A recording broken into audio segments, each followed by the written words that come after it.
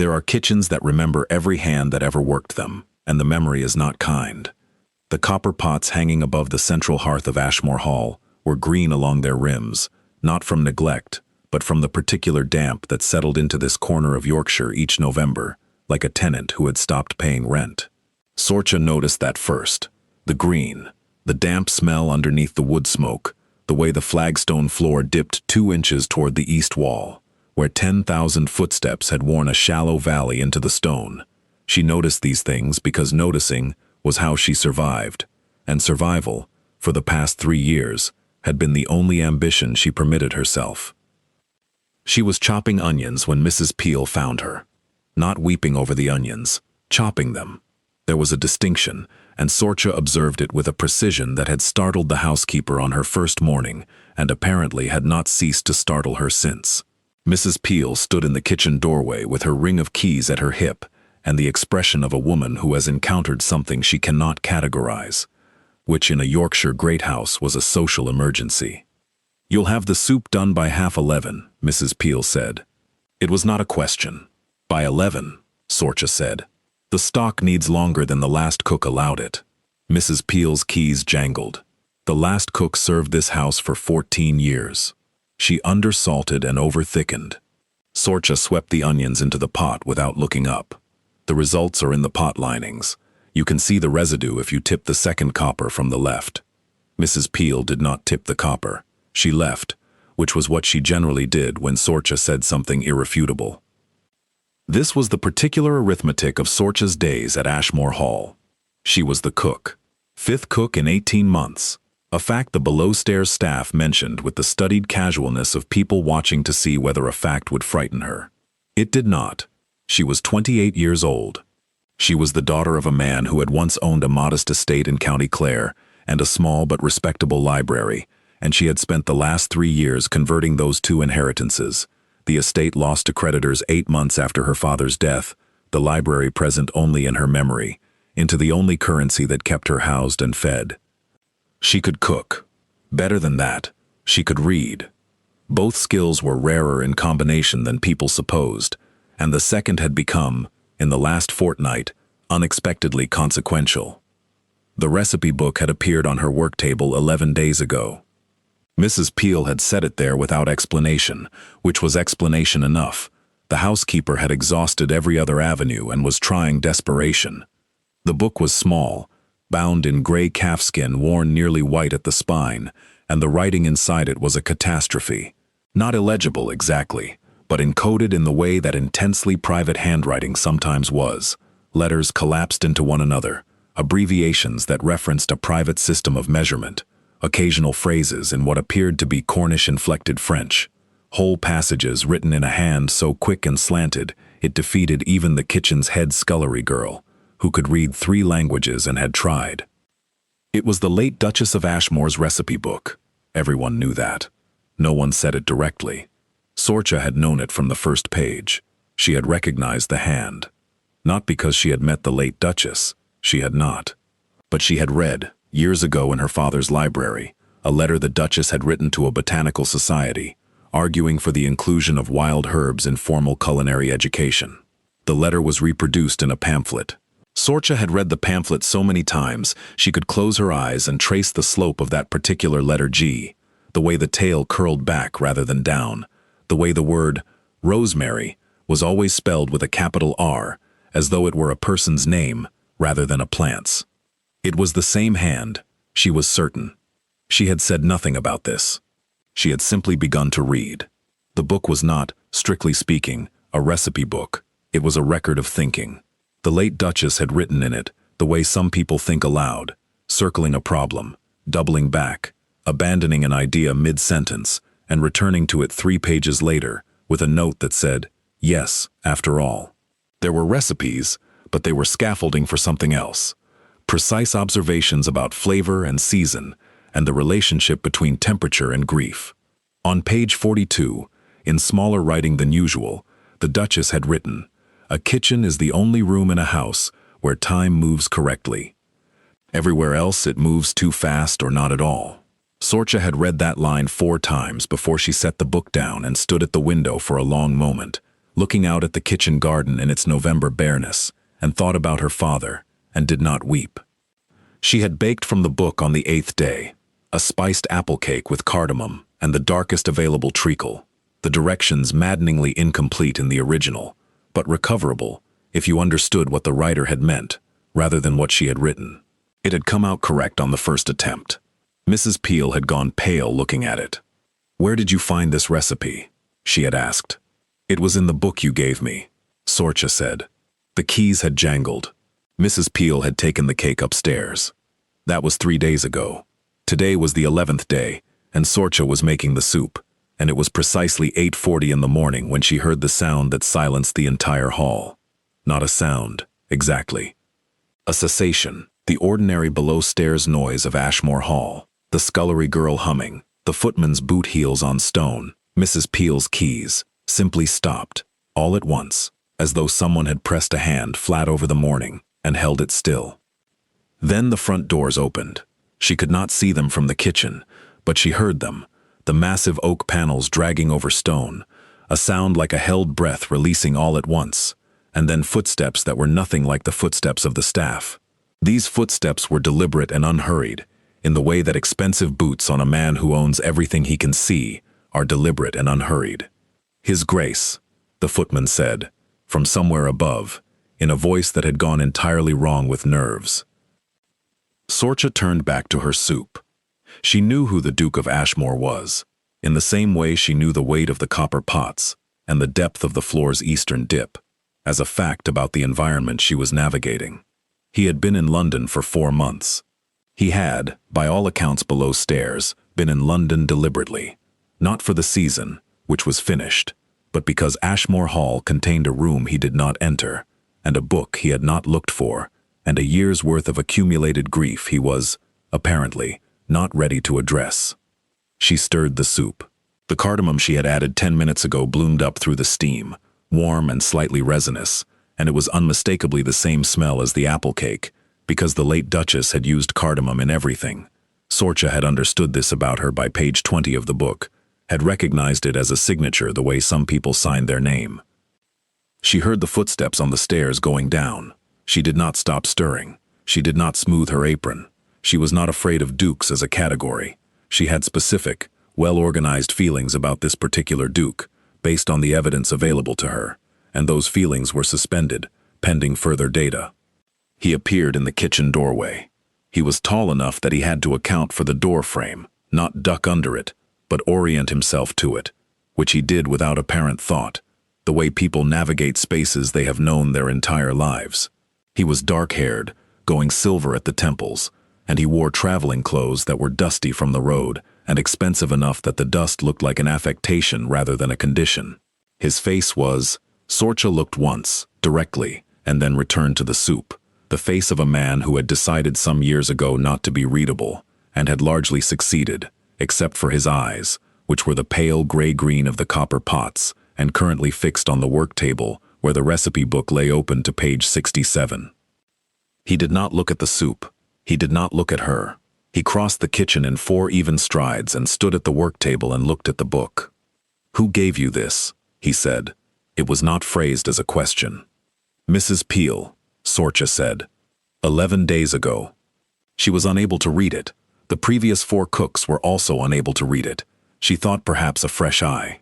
She should not have touched it. The words were quiet, each one precise and separated, like items being moved off a table one at a time. Sorcha set down her spoon. She turned. She looked at the Duke of Ashmore directly, which appeared to be, from the fractional adjustment he made with his jaw, not what he had expected. "With respect, Your Grace," she said, "the book was in the kitchen, which is where the late Duchess kept it. It is a recipe book. I was hired to cook." Mrs. Peel's logic was sound. A silence. The copper pots breathed steam. Something shifted in his pale eyes. Not softening, not warmth. Something more like recalibration. "You can read it," he said. "Yes, all of it. Most of it. There are 3 passages in the Cornish French that defeat me, but I can extrapolate from the surrounding context." Another silence. Longer. He looked at the book. He did not reach for it. His right hand rested near it on the work table, and his fingers were very still, and Sorcha recognized that stillness. It was the stillness of a hand that wants to touch something and has decided not to, and the decision is costing it. "The apple cake," he said. "Yes." Mrs. Peel said it was correct. He said the last word like it was a piece of evidence he had not expected to find. "The proportions were recoverable," Sorcha said. "The Duchess abbreviated her measurements in a consistent way once you identified the system. A quarter mark was an eighth of a cup. A trefoil was a teaspoon. The logic was botanical. She was thinking in terms of herb gathering, not kitchen measure." He looked at her then, the full weight of his attention, direct, and it was considerable. Not unkind, but calibrated, the look of a man assessing something he cannot immediately place in a known category. "She studied botany," he said. "I know. I read her letter to the Linnaean Society's affiliated group in 1809. She argued for rosemary in institutional kitchens. She always capitalized it. She does so in the book as well." Sorcha paused. "I recognized the hand from the pamphlet." The Duke of Ashmore was very still. "That pamphlet," he said, "was printed in an edition of 40 copies. My father kept a library. He collected pamphlets of argument, regardless of subject. He believed any opinion held with enough rigor was worth preserving." Sorcha lifted her spoon again and returned to the soup, not because the soup required it, but because she understood that some conversations needed to happen sideways, not face to face. "He died 3 years and 2 months ago. The estate was sold to settle his debts 4 months later. I have the library in my memory, since I could not carry it." The silence that followed this was different from the previous ones. It had a texture. "I am sorry for your loss," the Duke said. The words were formal and brief, and she believed them entirely, because he said them the way a person says something true, rather than the way a person says something expected. "Thank you," she said, "and I am sorry for yours." He did not respond to that. She had not expected him to. He stood for another moment, and then he left, and the kitchen resumed its normal temperature and sound, and Sorcha stirred the soup and allowed herself exactly 60 seconds of being unsettled before she put it away. What followed in the next 3 weeks was not, precisely, a courtship. It was not, precisely, anything that had a name in the vocabulary available to a cook and a duke. He came to the kitchen at unpredictable hours. The first time, she assumed it was about the book. The second time, she made the same assumption, and then revised it when he sat on the low stool near the east window, the cold one, the uncomfortable one, and watched her work for 20 minutes without speaking, and then said only, "The rosemary in yesterday's bread. Was that in the book?" And she said, "No, that was mine." And he said, "Good," and left.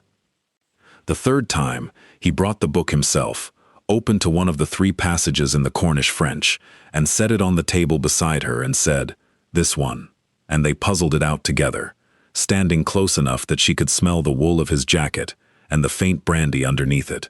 And the passage turned out to be a marinade for venison that involved a quantity of dried violet that neither of them could determine was practical, and she said, I think she was being aspirational, and he made a sound that was very nearly a laugh, brief and immediately contained, as though it had surprised him. She watched him in the weeks that accumulated. She watched him the way she read the recipe book, looking for the system underneath the abbreviations, the logic encoded in a private hand. He was 37. He had been the Duke for 6 years. He had lost his Duchess, the woman who wrote with a capital R and thought in botanical measurements, and believed a kitchen was the only room where time moved correctly, 14 months ago, to a fever that had progressed in 11 days from minor to unsurvivable.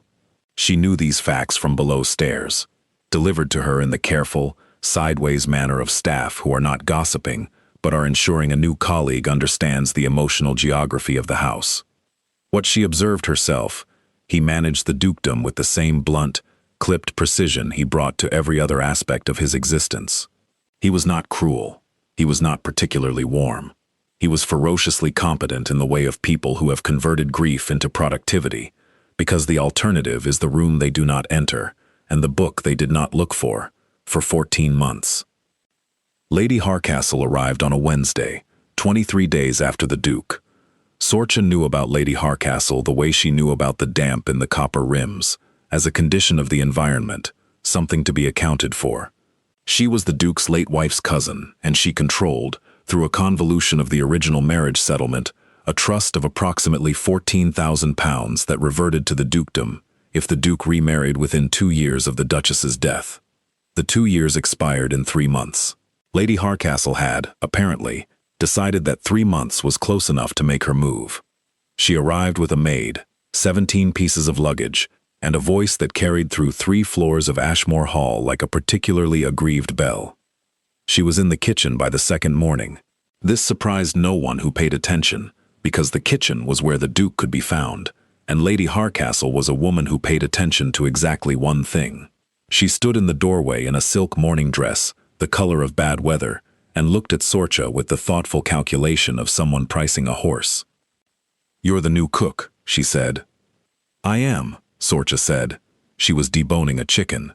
She continued doing so. "You're very young." "I am 28. "Where did you train?" "Circumstance," Sorcha said. "It is rigorous." Lady Hardcastle's smile had the quality of something decorative rather than genuine, applied to the surface of her face the way gilt was applied to furniture, convincing from a distance, hollow when you pressed it. "How charming. And I understand you've been given the late Duchess's personal effects to play with. The recipe book." Sorcha set down her knife. She looked at Lady Hardcastle with the same direct attention she gave the Duke, and she watched the woman recalibrate in a different way, not with the Duke's thoughtful consideration, but with a flicker of something affronted, as though eye contact from a cook was a liberty that required correction. "The housekeeper gave me the book to work from," Sorcha said. "It has allowed me to restore several of the late Duchess's recipes to the household's table. His Grace has expressed satisfaction with the results." How touching. The silk dress shifted. I wonder, though. A young woman, alone in a kitchen. A grieving widower appearing at odd hours. Lady Hardcastle let the silence do its work, with the expertise of long practice. "People do talk. Then they have more leisure than I do," Sorcha said, and picked up her knife. Lady Hardcastle left. She did not, however, leave the matter. What she did, and Sorcha learned this 2 days later, from the scullery girl Bettany, who had the gift of invisibility that small and quiet people sometimes possessed, was visit the village, and the village solicitor, and 2 of the 3 county justices who formed the local social architecture of consequence. She suggested, in the ornate and plausibly deniable language of a woman who has practiced suggestion as an art form, that the Duke was conducting himself in a manner unbefitting a recent widower, that the new cook's mysterious origins and improbable competence with the late Duchess's private writings warranted scrutiny, and that perhaps someone ought to look into the household accounts, since female staff of uncertain background were known to be light-fingered when not properly supervised. That last suggestion was the one that landed, the accounts. Because Lady Hardcastle, in her elaborate maneuvering, had made an error of the kind that people make when they are watching only the target they have chosen, and not the ground between them and it. She had not considered who actually kept the accounts. Mrs. Peel kept the household accounts in the formal ledger, but Sorcha, in the methodical and quietly restless way of someone whose mind required a problem to organize itself around, had, over the past 3 weeks and with Mrs. Peel's bewildered approval, begun cross-referencing the kitchen expenditures against the master ledger. Not because she suspected anything, because the numbers had a small but persistent wrongness to them, the way a note played slightly flat, persists in the ear, even after the music has moved on. She brought what she had found to Mrs. Peel, on the morning of Lady Hardcastle's return from the village. She laid the 2 ledgers side by side on the housekeeper's table, and pointed to 14 specific entries spanning the past 3 years, each one a discrepancy of between £2 and £19, each one traceable to a single supplier. Hardcastle Provisions, a Yorkshire trading firm incorporated in Lady Hardcastle's late husband's name, but currently operated under a trust that, according to the business registry notations Sorcha had found in the old correspondence files while looking for something else entirely, named Lady Hardcastle as sole beneficiary. The overcharges totaled, across 3 years, £263 and 14 shillings. Not a fortune. Enough, compounded with the threatened trust, to make the dukedom's financial situation notably more constrained than it appeared. Mrs. Peel sat down. "You cannot take this to his grace," Mrs. Peel said. "Why not?" "You are the cook." "I am the person who found it," Sorcha said. "And someone has suggested to the county justices that I might be the problem with the accounts. I would rather address that directly." She brought it to the Duke that afternoon, in the library, where he was working. She knocked. She waited for his voice. She entered, and set the 2 ledgers open on his desk, the relevant pages marked with strips of paper cut from the kitchen order receipts, and she stood back and let him read. He read for 4 minutes. She counted, because counting was what her mind did in a sustained silence. He did not look up when he finished reading. He looked at the ledgers. His right hand rested near the pages in that particular stillness she had learned to recognize. £263, he said, and 14 shillings, over 37 months. Harcastle Provisions. Incorporated 1814. The trust registration is in the correspondence file. Drawer 4 on the left. I found it while looking for the 1817 herb supplier contract for context. He looked up then. You were looking for the herb supplier contract. For the Duchess's entries referencing dried violet. I wanted to know if she had a standing supplier. She paused. She did. A woman in Skipton. The account was quietly discontinued 8 months after the Duchess's death, which is when Harcastle Provisions began appearing in the ledger. The pale gray-green eyes were very steady. He stood. He was quiet for a moment that had weight and dimension, and then he said, "Send for Mr. Graves." Mr. Graves was the Duke's solicitor, who lived 12 miles distant and arrived within 2 hours, which suggested either an excellent horse or significant personal apprehension about ignoring a ducal summons. The meeting in the library lasted 40 minutes. Lady Harcastle was summoned at the end of it. Sorcha did not hear what was said. She was in the kitchen, making bread, because the bread did not make itself. Bettany came down afterward, wide-eyed, and told her that Lady Harcastle had left by the west entrance, all 17 pieces of luggage following in a rapid succession, that the footman described in low voices as agitated, and that the Duke had sat in the library for another hour after she left, entirely still, and then had gone to the east wing, to the room nobody entered, for the first time in 14 months. He was in there for 2 hours. Sorcha made bread, and then she made the spiced apple cake, the one from the book, because she did not know what else to do, and her hands required a task, and the smell of cardamom in the kitchen was, she had come to believe, a form of company. He came to the kitchen at 7 o'clock. She was cleaning the work table. The recipe book was at her elbow, closed, the gray calfskin worn white at the spine. He stood in the doorway for a moment. He looked at the book. "I went in," he said. He did not specify where. He did not need to. "I know," she said. "Her writing desk is in there." I had not looked at it. He paused. The word "not" had a quality she recognized.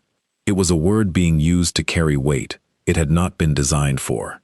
"There is a letter on it. She was writing it the week she fell ill. She did not finish it." Sorcha set down her cloth. She waited. "It is addressed to the Linnaean group," he said. "A second letter.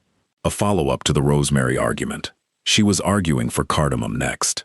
He stopped. His jaw moved once, a contained and private movement. She always said a kitchen smelled like someone thinking. The cardamom was still in the air.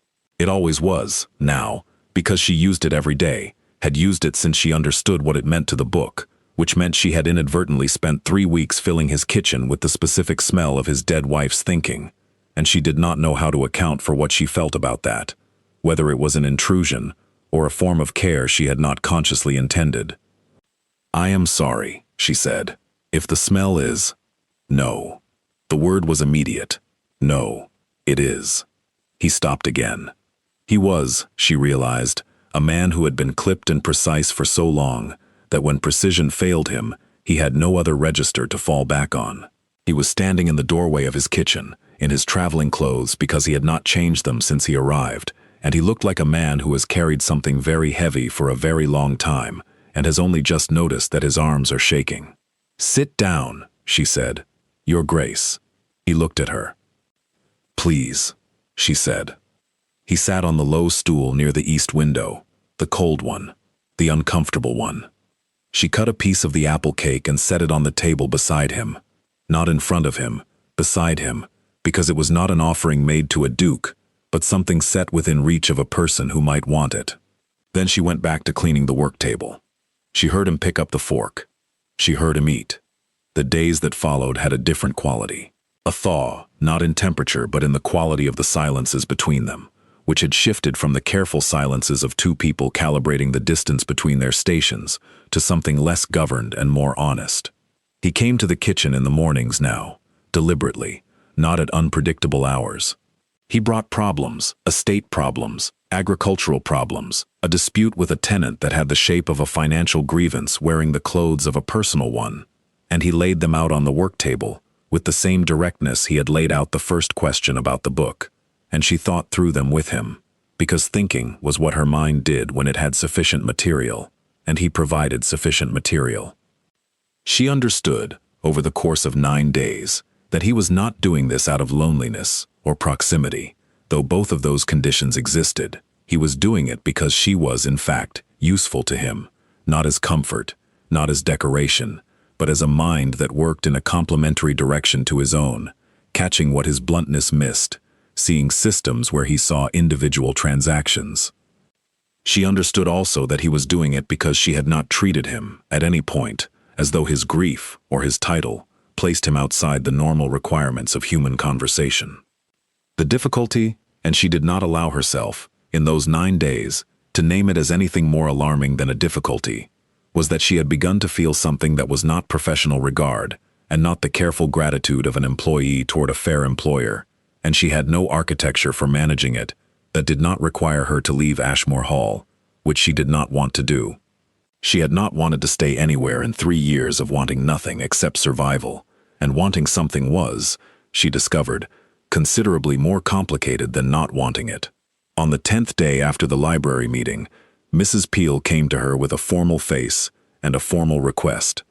Would she be willing to attend a dinner, not as staff but as a guest, at which 3 members of the county's social infrastructure, the same 3 justices Lady Harcastle had visited, would be present, along with the Duke's aunt, Lady Fernbridge, who had arrived 2 days ago from Bath and held opinions about appropriate conduct that she distributed freely and without invitation.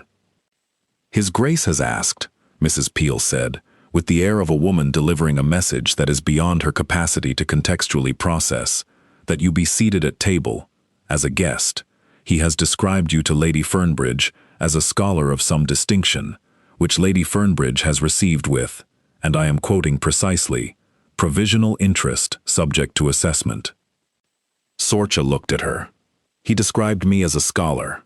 He mentioned your father's library. He mentioned the Linnaean pamphlet. He did not mention your current employment, which I note with professional appreciation and personal bewilderment." Sorcha thought about this for a moment. She thought about the recipe book on the work table, about the capital R rosemary, about a letter unfinished on a writing desk in a room that had been closed for 14 months and was now open. She thought about what it meant that the Duke had chosen to open that door himself, and what he had brought out of it when he came back. "Tell His Grace," she said, "that I will attend, and tell him I will need 40 minutes and access to the blue guest room to make myself presentable, because I am currently wearing an apron." There was something in Mrs. Peel's face then that was not quite a smile, and not quite the opposite of one. "I will tell him," she said. The dinner was, by the standards of the dinners Sorcha had once attended in a different life and a different dress, modest. 12 at table, the 3 justices and their wives, Lady Fernbridge, 2 neighbors of middling consequence. The dining room was cold in the way of large rooms that are not used often enough to stay warm, and the candelabra threw light in a way that made everyone look either significant or guilty, depending on how they held their head. She sat 2 places to the Duke's right. Lady Fernbridge sat directly across from her and spent the soup course in comprehensive appraisal, moving from Sorcha's hair to her hands, to the precise way she held her spoon, with the methodical efficiency of a woman who has appraised many people and considers it a civic duty.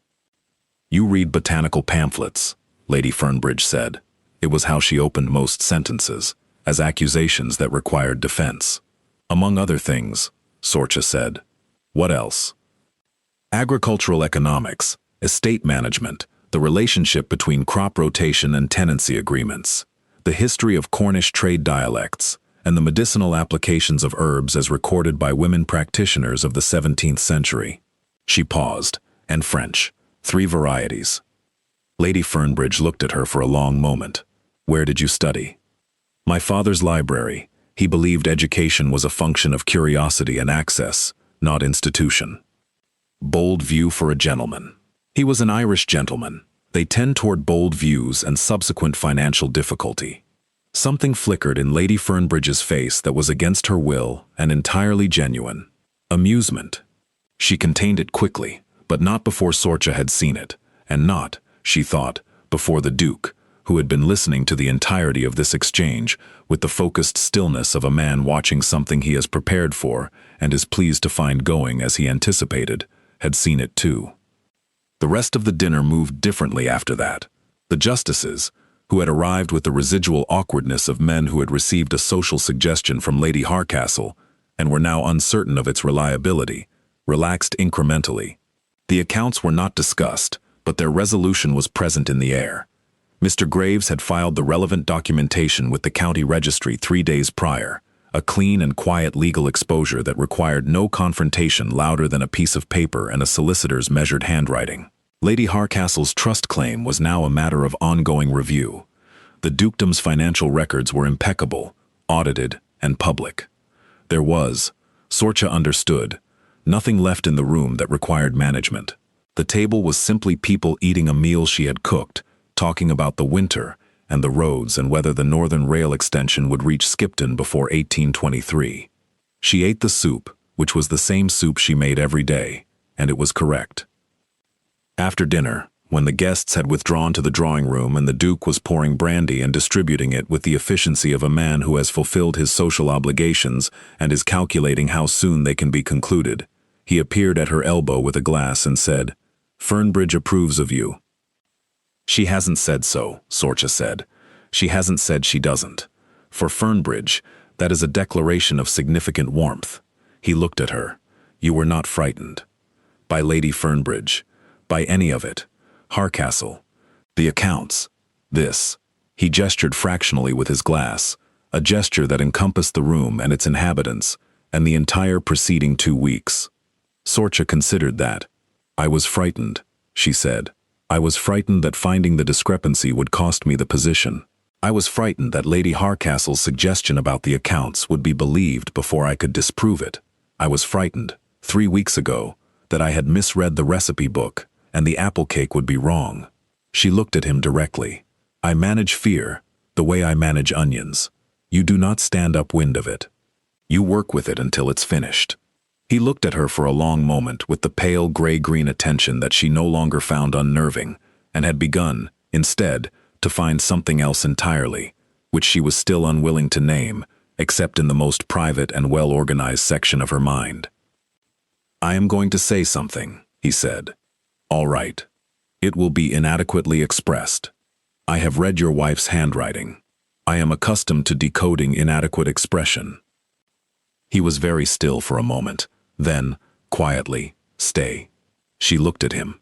"Not as the cook," he said. "Not as a scholar in residence. Not as a charity case dressed in a borrowed life." He paused. Each word now was being chosen with the blunt precision of a man who has decided that precision, for once, is not enough and is trying anyway. "I want the arguments. Over the ledgers. Over the Cornish French. Over the cardamom." A pause, the kind that has mass. "I want to read the book with someone who can read it." "That is not," she said carefully, "a conventional proposal. No, it does not mention the word partnership. I am mentioning it now." The brandy glass in his hand was untouched.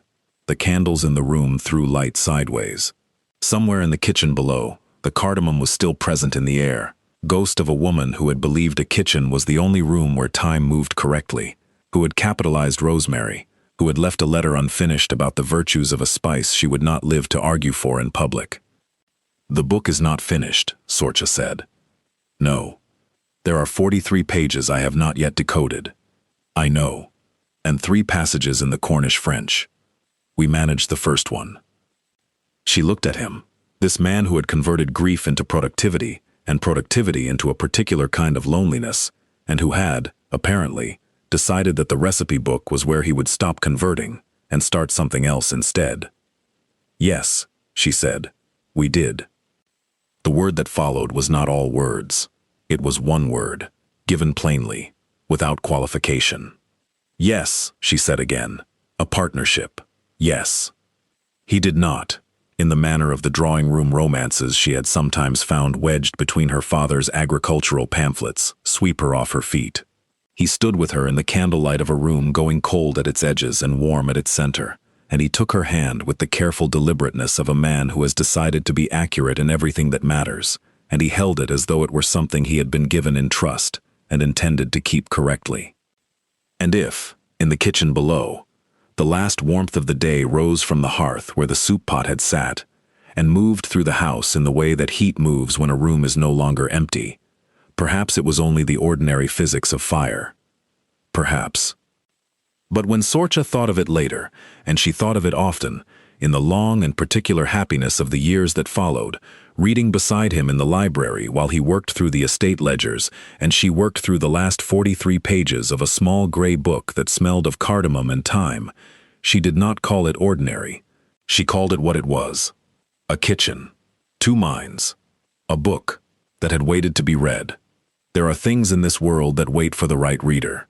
There are griefs that will not lift until someone stands in the room where they live and opens the window not to banish them, but to let them become something breathable.